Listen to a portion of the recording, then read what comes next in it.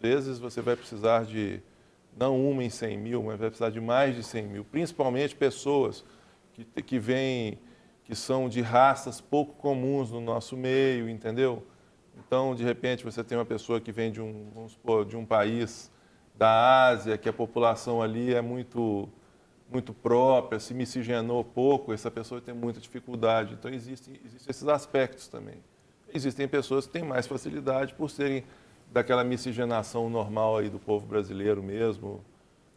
Queria perguntar para a Débora, psicóloga, né, que você também trabalha no MG Transplante. Eu imagino que a sua função deve ser uma das mais difíceis, que é, creio eu, de trazer essa notícia para a família quando há necessidade de um transplante de medula, né? Os médicos devem se reunir com você e você fazer esse trabalho de acompanhamento da família, né? Naquele momento do choque.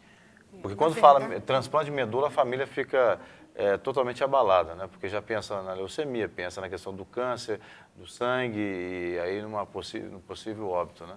Na verdade, o MG Transplantes especificamente trabalha mais com doadores cadáveres, né? Então, é a partir do momento em que é constatado o óbito, ou então o paciente está com morte encefálica, nós, psicólogas do MG Transplantes, conversamos com o outro lado da história. Entendi. É com a família que vai autorizar a doação. Então, o nosso trabalho, de certa forma, é colocar para essa família, diante da impossibilidade, do luto, né, de não poder fazer mais nada, a chance dela poder transformar completamente a vida de outra família, né, de trazer esperança, de trazer dias melhores.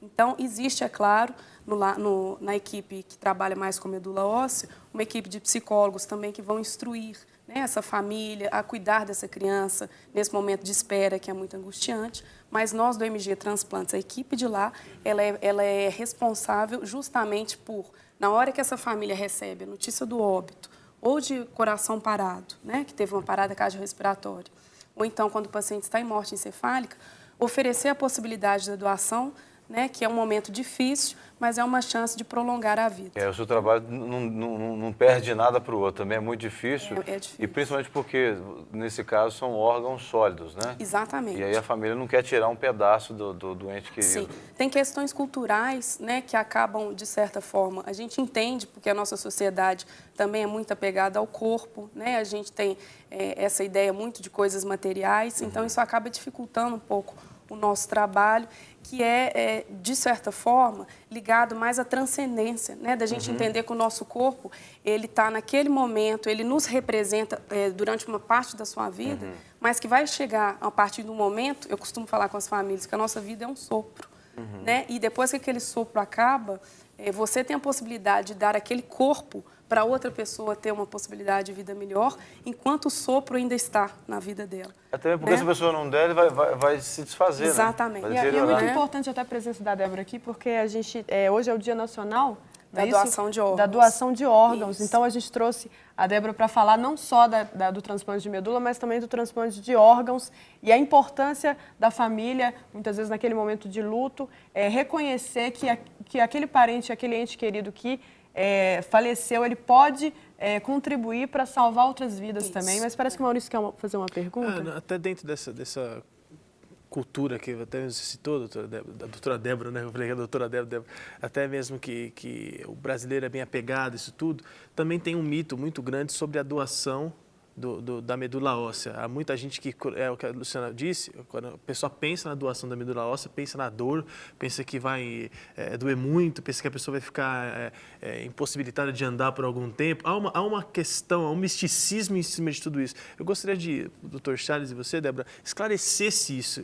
De alguma maneira, se a gente tem graças a Deus, a gente tem essa abrangência a nível nacional, colocar isso para fora, dizer assim, não acontece, isso é uma atitude simples, é um ato muito fácil. E não só na medula óssea, né? O rim, Sim, por tudo. exemplo, que a pessoa vai doar o rim, um parente para o outro, às vezes a pessoa tem medo, né?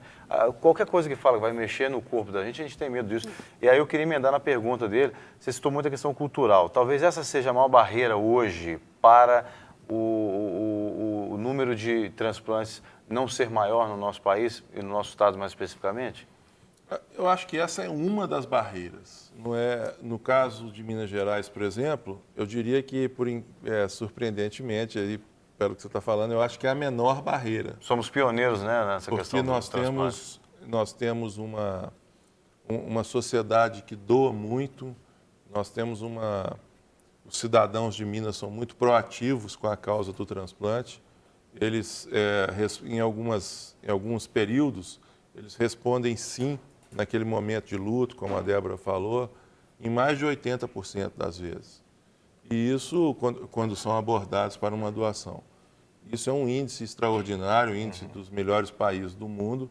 E, por outro lado, nós temos uma deficiência na notificação que vem das instituições de saúde e dos profissionais de saúde, que não comunicam ao MG Transplantes a presença de um potencial doador. Então, nós temos trabalhado muito nessa conscientização, na educação continuada, que sempre que houver um paciente em condições de se tornar um doador de múltiplos órgãos, deve ser comunicado ao MG Transplantes. E vale lembrar que o MG Transplantes hoje, talvez, se não for o melhor, está dentre os melhores captadores de órgãos, né? Porque estão muito bem aparelhados, né? Nós somos excelentes captadores, sim. Até isso compensa um pouco a nossa baixa notificação.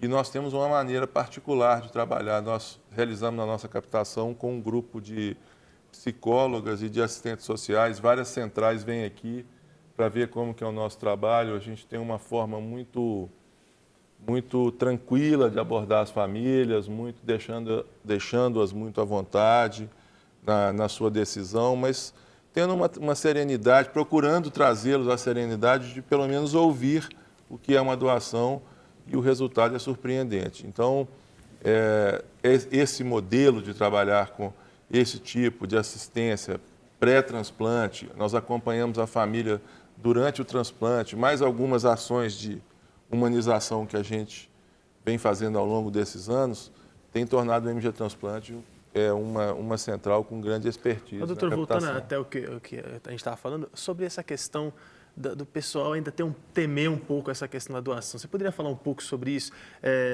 Trazer assim até, porque todas as nossas notícias, a mídia coloca muito isso à tona. É roubo de órgão, é gente que é roubada para roubar. Então, isso tudo vai criando-se uma situação...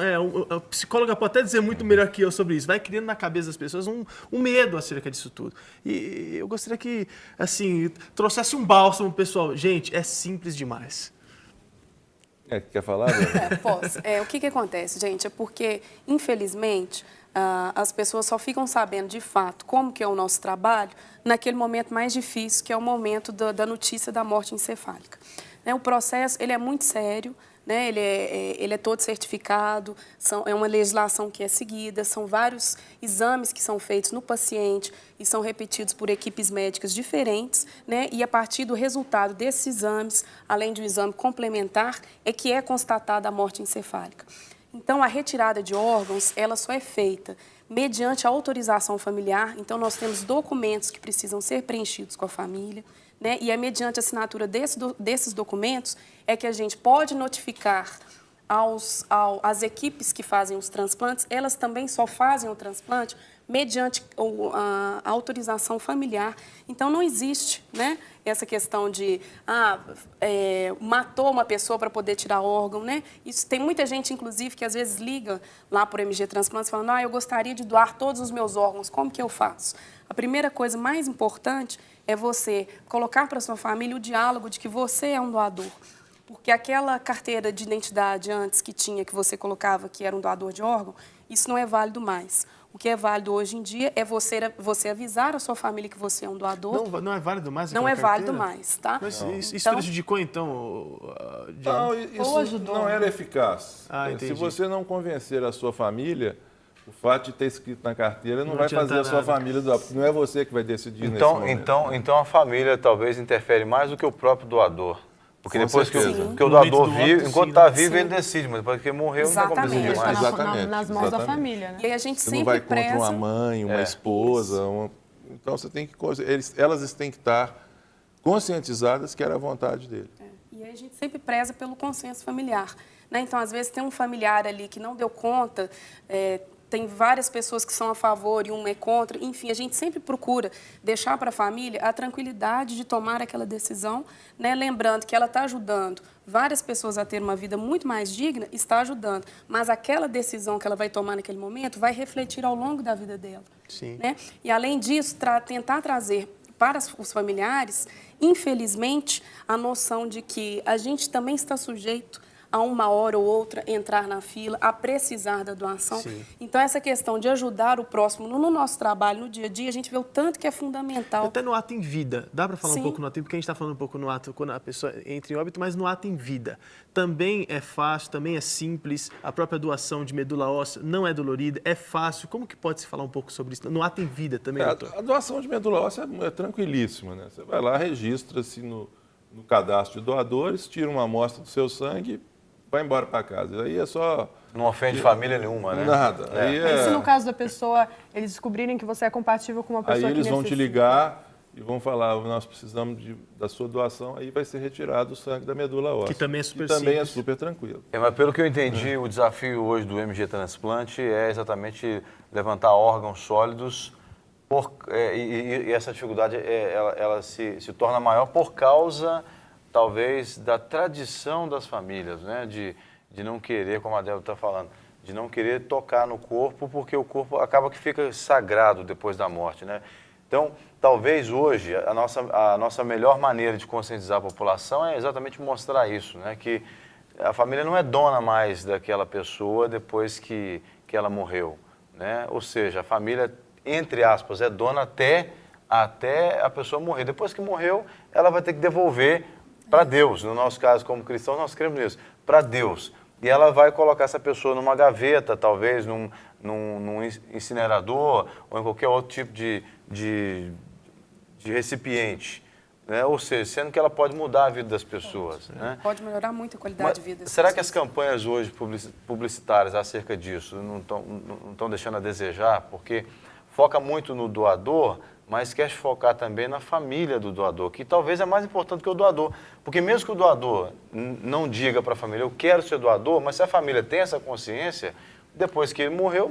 E até reforçando o que o Jean está dizendo, faz diferença. eu tive um caso desse na família. O meu avô, antes de falecer, todo domingo, a gente ficava até bravo com ele, que ele reunia todo mundo na mesa, e ele falava, olha, o meu desafio em vida foi abençoar a vida de todo mundo, conseguir abençoar você com meu neto. Se eu morrer e vocês me deixarem abençoar eu morto, quem está vivo, eu volto para pegar vocês brincando com a gente. Porque ele queria dizer o seguinte, meu corpo foi, e eu tenho condição de ainda dar vida para quem tem vida, vocês me permitam mesmo, e foi o que aconteceu. Praticamente, teve muita doação acerca do que ele ficou. E acho que é muito o que o Jean está dizendo, a conscientização da própria família, né? E quando a família tem algum membro que está esperando pelo transplante, ou alguém que já foi transplantado, isso fica muito mais fácil, né? Quando tem uma pessoa que já está consciente da importância do trabalho, isso é passado para a família, assim, tranquilamente. Então, muitas famílias nos procuram, às vezes até antes de constatar da morte encefálica, ela já procura para saber qual que é a possibilidade de trabalho.